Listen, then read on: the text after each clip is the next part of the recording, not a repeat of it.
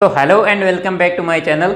आज हम लोग स्टार्ट करने वाले हैं क्रॉस मल्टीप्लिकेशन मेथड, मतलब वज्र गुणन विधि। अगर मैं बात करूं कि अभी तक हमने इस चैप्टर के अंदर कौन कौन से पार्ट कंप्लीट कर लिए तो वो मैं बता दूं जल्दी से। इंट्रोडक्शन खत्म कर दिया, उसके बाद ग्राफिकल मेथड, इसके साथ में जो एक्सरसाइजेज थी वो भी हमने खत्म कर ली। उसके बाद में हमने स्टार्ट किया था एल्जेब्रिक मेथड। और जब हम लोग बात करते हैं एल्जेब्रिक मेथड मतलब बीजगणितीय विधि, इसमें हमारे सामने तीन मेथड आते हैं। पहला आता है सब्स्टिट्यूशन मेथड, प्रतिस्थापन विधि, उसको कंप्लीट कर दिया। और उसके अंदर एक एक्सरसाइज आती है 3.3, उसको भी हमने खत्म कर दिया। दूसरा मेथड आता है एलिमिनेशन मेथड मतलब विलोपन विधि, उसको भी खत्म कर दिया। और उसके अंदर जो एक्सरसाइज आती है उसको भी हमने खत्म कर दिया। सारे के सारे वीडियो हमारे चैनल पे अवेलेबल है। अब हमने स्टार्ट किया है तीसरा मेथड, वो है क्रॉस मल्टीप्लिकेशन मेथड, मतलब हिंदी में बोले तो वज्र गुणन विधि। और इसके बाद में हम लोग पढ़ने वाले एक्सरसाइज 3.5 का सॉल्यूशन। इसके बाद में हमारा जो एल्जेब्रिक मेथड है वो पूरा हो जाएगा। फिर एक लास्ट पार्ट बचेगा रिड्यूसिबल इक्वेशन मतलब बदले जाने वाले समीकरण।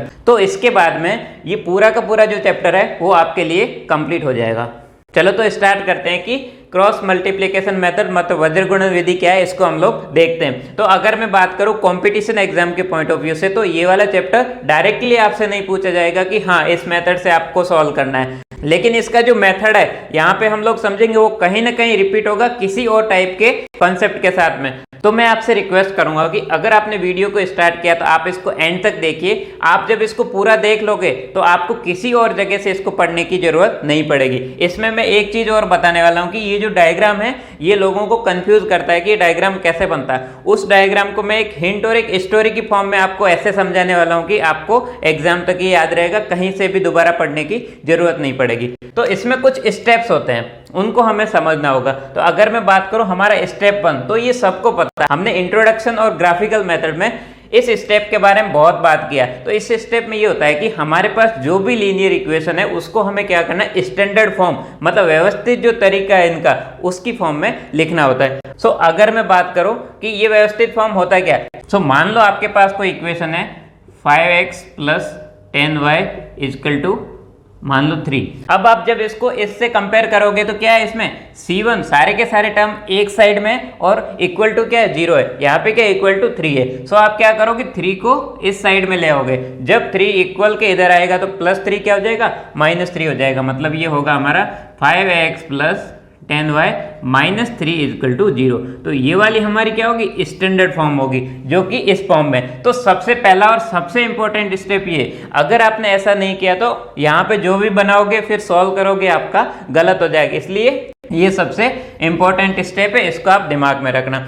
उसके बाद में हमें स्टेप 2 में लिखना होता है कोफिशिएंट कौन कौन से, मतलब गुणांक कौन कौन से। जब आप इन दोनों को कंपेयर करोगे तो आपको मिल जाएगा कि A1 क्या है, B1 क्या है, C1 क्या है। अगर मैं बात करूं इस वाले लीनियर इक्वेशन में तो बताओ A1 क्या है, A1 मान लो मेरा 5 है। वैसे ही B1 क्या है, 10 है। और C1 कितना है मेरा, -3। यहाँ पे 3 मत लिखना, यहाँ पे क्या है -3 है, तो C1 क्या होगा -3। ऐसे ही हमारे पास जो दूसरा एक्सप्रेशन होगा उसके हिसाब से आप A2 B2 C2 लिख लीजिए। तो आई थिंक आपको ये 2 स्टेप बड़े आराम से समझ में आ गए होंगे। इन 2 स्टेप्स के बारे में हमने बहुत बातें की है इन दोनों मेथड्स में।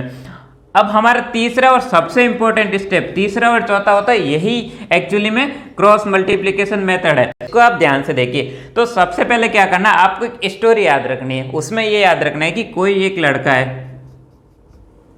लड़का है, वो बीकानेर से उसने अपनी ट्रिप स्टार्ट की, आगे की तरफ गया और कहाँ पहुंच गया, अगेन बीकानेर पहुंच गया, मतलब घूम फिर के वापस वहीं पे पहुंच गया। अगर आपको बीकानेर याद नहीं होता तो आपको जो भी सिटी याद है जो बी से स्टार्ट होती है आप उसको भी याद रख सकते हो, लेकिन ये बी है ना वो बहुत इंपॉर्टेंट है। उसके बाद में आप क्या करो, जैसे बीकानेर से स्टार्ट हुआ बीकानेर तक चला गया। एक चीज और ध्यान में रखना कि मान लो अगर ए है, ये हमारा बी है और ये सी है, तो एक इस सीक्वेंस में चलेगा। कैसे, यही होता है ना, हम लोग ABCD पढ़ते हैं ना। सो ए के बाद बी आता है, बी के बाद सी आता है, सी के बाद वापस क्या ए, फिर ऐसे चलता रहेगा। ये आप याद रखना। तो आपको क्या करना, बीकानेर से स्टार्ट होना है, बीकानेर मतलब बी से। सो आप यहाँ पे लिखोगे बी। उसके बाद बी के बाद में क्या था, सी। सो आप क्या याद रखोगे, सी। सी के बाद में अगेन क्या, ए। उसके बाद में क्या, बी। सो हमें रुकना कहाँ पे भैया, जब वापस आप बीकानेर पहुंच जाओगे, मतलब बी से स्टार्ट करो, बी तक पहुंच जाओ। उसके बाद में क्या करना, इसको ही रिपीट लिख लो यहाँ पे, बी सी ए बी, और यहाँ पे ये B1 हो जाएगा C1 A1 और B1, ऐसे इसको नाम दे दीजिए B2 C2 A2 और क्या है B2। अब आप ध्यान से देखिए कि ये मेथड क्या है, ये मेथड है हमारा क्रॉस और फिर क्या मल्टीप्लिकेशन। तो सबसे पहले क्या है, क्रॉस है, तो आप क्या करो, क्रॉस कर लो, ऐसे क्रॉस ऐसे ही होता है ना, तो जो भी बीच में जगह है उसको क्या करना है, क्रॉस करना है। क्रॉस करने के बाद में एक चीज और आप कर लेना, यहाँ पे लिखो आप x, यहाँ पे लिखोगे y और यहाँ पे लिखोगे 1, ओके। और एक काम और करोगे, देखो ये कैसे गया था, इस डायरेक्शन में गया था, तो आप एरो भी ऐसे लगा लीजिए क्योंकि इस डायरेक्शन में गया है, सो सारे एरो क्या होंगे, ऐसे, मतलब इसी डायरेक्शन की ओर होंगे। सो जब आपने ये डायग्राम बना लिया उसके बाद में आपका लगभग 99% प्रॉब्लम सॉल्व हो गई। उसके बाद वाला स्टेप बहुत आसान है, ये आप याद रखना, मैं दोबारा से रिपीट कर लेता हूँ। आपको सबसे पहले याद रखना है कि एक लड़का है जो बीकानेर से बीकानेर गया, मतलब किसी भी बी नाम की सिटी से उसी सिटी की तरफ वापस आ गया। सो आप भी वैसे ही करो, बी से स्टार्ट करो और ये साइकिल याद रखो, ए के बाद बी आएगा, बी के बाद सी आएगा, सी के बाद अगेन क्या आएगा, ए आएगा, डी यहाँ पे है ही नहीं, बी सी ए और बी, ऐसे ही साइकिल में चल गए। ऐसे ही आप फिर क्या करो, इसको रिपीट लिखोगे, बी सी ए और बी, फिर क्या करोगे, ये वाला पहला इक्वेशन के अकॉर्डिंग होगा, सो B1 C1 A2 B1, वैसे B2 C2 A2 B2, ऐसे आप लिख लीजिए। उसके बाद में मैंने बताया था कि यहाँ पे आप क्या लिखोगे, जो ये दो टर्म है इसके ऊपर लिखोगे x, ये जो दो टर्म है उसके ऊपर लिखोगे y, ये दो टर्म है उसके ऊपर क्या लिखोगे, 1 लिखोगे। अगर आपको ये डायग्राम नहीं समझ में आ रहा तो आप वीडियो को थोड़ा पॉज कीजिए, अपने जो डिवाइस है उसको साइड में रखिए और अपने आप से ड्रॉ कीजिए। ये तब तक ड्रॉ कीजिए जब तक आपको याद ना हो जाए, और जब याद हो जाए उसके बाद में आप वीडियो को दोबारा से कंटिन्यू कीजिए। फिर हम लोग पढ़ते हैं कि आगे क्या करना है। सो अगर आपको ये वाला टर्म याद हो गया है, ये वाला डायग्राम अगर आपको याद हो गया, तो स्टेप 4 आपके लिए बहुत आसान है। अब समझो वो कैसे लिखेंगे। तो आपको क्या करना है, कोई भी एक सीक्वेंस को याद रखना है, उसमें आपको क्या करना है, क्रॉस में मल्टीप्लाई करना है, क्योंकि ये मेथड कौन सा है, क्रॉस मल्टीप्लीकेशन, मतलब ये क्रॉस है, फिर हमें मल्टीप्लाई करना है। आपको जो मैं मेथड बता रहा हूं वही आप याद रखना। तो आपको क्या करना है, इन दोनों को मल्टीप्लाई करना, B1 C2 minus B2 C1, और ये किसके नीचे आएगा, x के नीचे। तो जल्दी से देखो क्या लिखोगे आप, x divided by B1 C2 minus B2 C1, so B1 C2 minus B2 C1, B2 C1।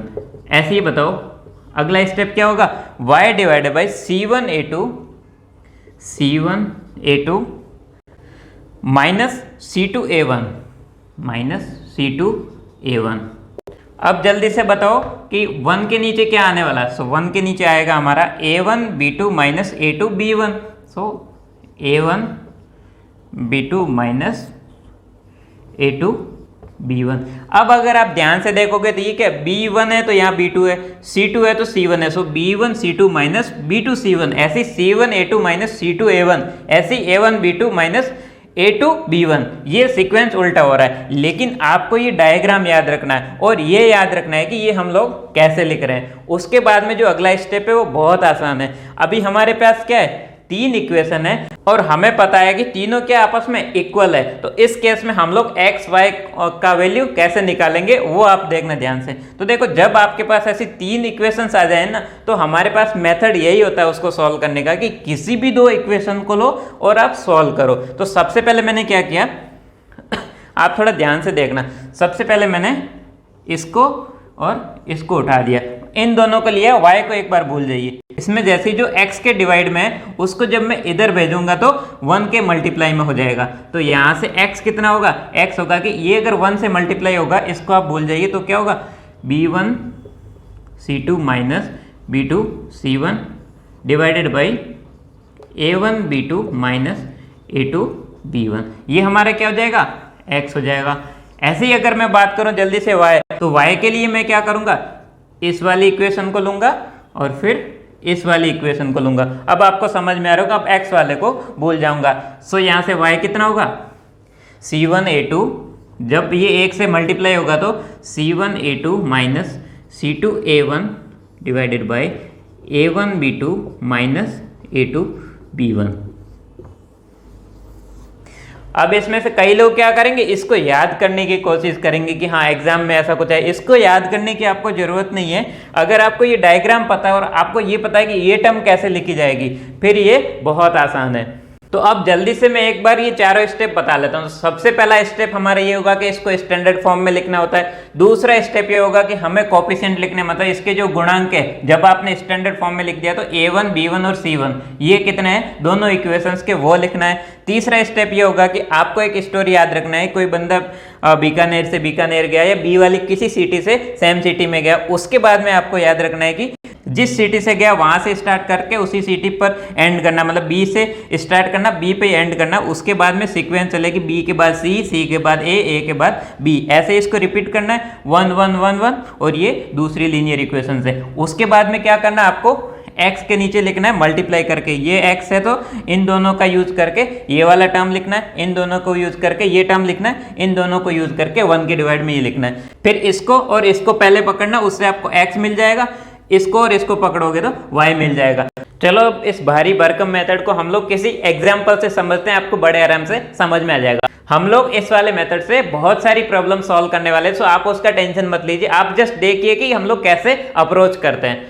तो सबसे पहला देखो, ये मान लो मैंने दो कोई लीनियर इक्वेशन ले लिया। ये एक्सरसाइज 3.5 से ही सेकेंड पार्ट है आपका, आप देखोगे आपको मिल जाएगा। तो सबसे पहला स्टेप हमारा ये होता है कि हमें इसको स्टैंडर्ड फॉर्म में लिखना होता है, मतलब इक्वल टू 0 की फॉर्म में लिखना होता है। तो हमने दोनों को वैसे लिख लिया। तो पहला स्टेप हमारा क्या हो गया, यहाँ से ठीक हो गया। दूसरा स्टेप ये होता है कि हमें कोफिशिएंट्स लिखने होते हैं। तो बताओ इसमें कोफिशिएंट्स क्या है, पहले वाले में 2 है, y का गुणांक कितना है 1 है, c कितना है, यहां से कई लोग गलती करेंगे 5 लिख लेंगे जल्दबाजी में, लेकिन c क्या हमारा -5 है। ऐसे ही बताओ इसमें क्या है, a2 हमारा 3 है, और b2 क्या है 2, c2 क्या है -8 है। 8 मत लिख देना बस, क्योंकि अगर आप माइनस को भूल जाओगे तो मैथमेटिक्स आपको भूल जाएगी।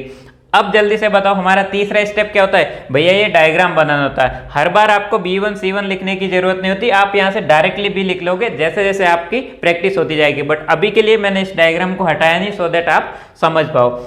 सो यहाँ से सबसे पहले देखो मैंने बताया था बीकानेर से बीकानेर की तरफ जाना है इस डायरेक्शन में। सो पहले क्या आ रहा है b1 कितना है, सो b1 है हमारा 1। उसके बाद में देखो b2 कितना है 2। ऐसे ही c1 कितना -5 -8, तो यहाँ पे आप कितना लिखोगे -5, यहाँ पे आप कितना लिखोगे -8। उसके बाद में a1 a2, सो 2 और 3, ये 2 है, ये कितना है 3। उसके बाद में b1 b2, मतलब अगेन जो यहाँ पे लिखा उसको दोबारा से लिखिए, तो 1 और 2, मतलब ये कितना 1, ये कितना है 2।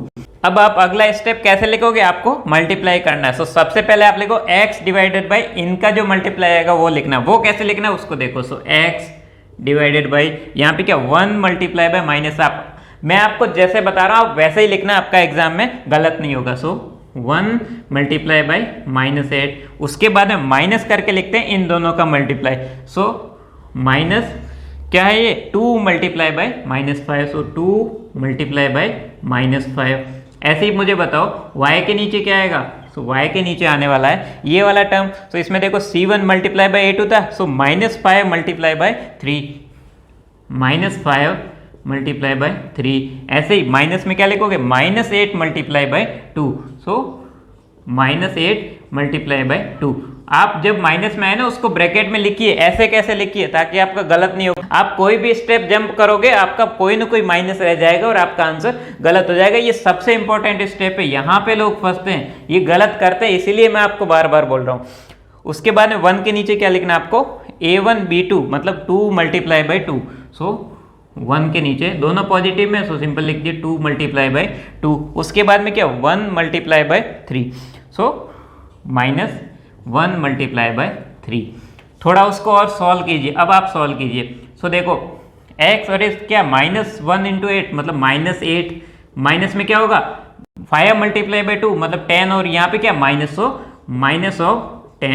उसके बाद में देखिए y डिवाइडेड बाई कितना आएगा -5 मल्टीप्लाई बाई 3 मतलब -15, माइनस ये क्या 8 × 2 और माइनस है तो -16। उसके बाद में क्या आएगा 1 डिवाइडेड बाई 2 मल्टीप्लाई बाई 2 कितना हो गया 4, -1 मल्टीप्लाई बाई 3 मतलब कि 3 हो गया। अब आप जल्दी से देखिए यहाँ पे क्या बन रहा है x divided by -8 minus minus plus मतलब +10 -8 कितना हो गया 2। उसके बाद में देखिए y के डिवाइड में कितना आएगा माइनस माइनस प्लस मतलब +16 -15 सो y डिवाइडेड बाई 16 -15 मतलब कि 1। ऐसे ही यहाँ से देखोगे तो 1 डिवाइड बाई 4 - 3 कितना हो गया 1 डिवाइडेड बाई 1 हो गया। अब मैंने क्या बताया था, अगला स्टेप बहुत आसान है। जब आपको ये मिल गया तो आप क्या करो, पहले इन दोनों को पकड़ोगे, y को एक बार के लिए भूल जाओगे। यहां से अगर आप देखोगे तो क्या है, ये 1 है, so x/2 equal to 1 divided by 2। पहली कंडीशन होगी आपकी x divided by 2 equal to 1 divided by 1 मतलब कि हो गया 1 हो गया। सो ये जब 2 इधर जाएगा तो x हमारा यहां से क्या आ जाएगा 2 आ जाएगा। वैसे ही अगर मैं यहां से बात करूं y की, सो आप जब इन दोनों को पकड़ोगे x को भूल जाओगे तो क्या y divided by 1 equal to 1 divide by 1 मतलब ये 1 जब इधर जाएगा तो y हमारा कितना आ जाएगा 1 आ जाएगा। सो मैं लिख देता हूँ y divided 1 equal to 1 divided by 1। ये 1 हो गया, जब ये इसके मल्टीप्लाई में जाएगा तो y हमारा क्या आ जाएगा 1 आ जाएगा। ऐसे हमें आंसर करना है। सो जो अभी मैंने आपको बताया ना, ये आपको मैं जस्ट एक्सप्लेन कर रहा हूं कि ये जो मेथड है ना, मेथड में हम लोग कैसे सॉल्व करते हैं। तो अभी बस आप इतना बताइए कि आपको ये मेथड समझ में आया या फिर नहीं आया। आपको ये प्रॉब्लम जितनी भी समझ में आई कोई बात नहीं, इसको हम लोग प्रॉपरली और अच्छे से करेंगे। आप लोग कमेंट करके बताना कि हमारा जो मेथड है पढ़ाने का वो आपको कैसा लगा। आप सब्सक्राइब कीजिए और अपने दोस्तों को भी जरूर बताइए।